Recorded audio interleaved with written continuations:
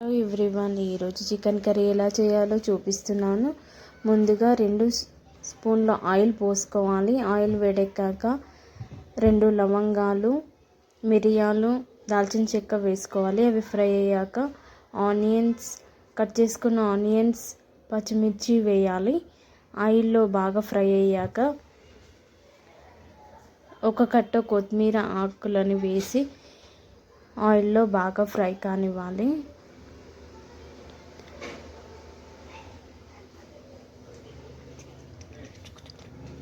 మంచిగా ఆయిల్లో ఫ్రై అయింది కదా, అలా మంచిగా గోల్డెన్ కలర్లో వచ్చే వరకు ఆయిల్లో ఫ్రై కానివ్వాలి.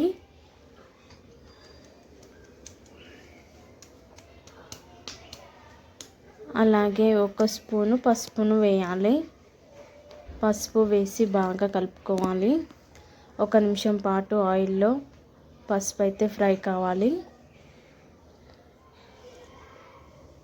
ఇప్పుడు చికెన్ అయితే వేయాలి. బాగా కడుక్కున్న చికెన్ అయితే వేసి బాగా కలుపుకోవాలి.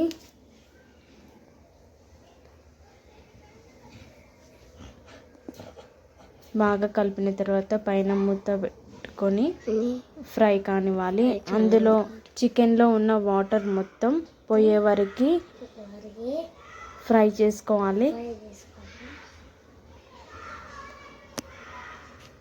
మధ్య మధ్యలో కలుపుతూ ఉండాలి. అందులో చికెన్లో ఉన్న వాటర్ మొత్తం పోయే వరకు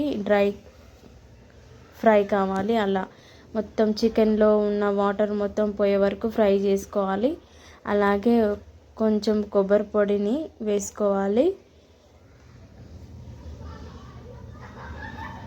కారంని వేసుకోవాలి. ఇక్కడ నేనైతే 3 స్పూన్స్ కారం వేసుకున్నాను. 1 స్పూను సాల్ట్ వేసుకోవాలి. వేసుకొని బాగా కలుపుకోవాలి.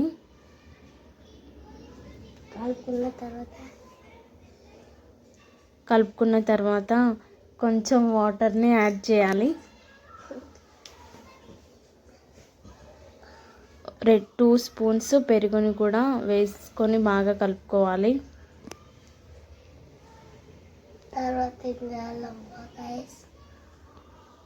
కొంచెం వాటర్ని పోయాలి. అలాగే కొంచెం సేపు మూత పెట్టుకొని ఉడకనివ్వాలి. ముక్క అయితే బాగా ఉడికింది కదా, ఇప్పుడు ధనియాల పొడి వేసుకోవాలి. అలాగే కొత్తిమీర కూడా వేసుకోవాలి.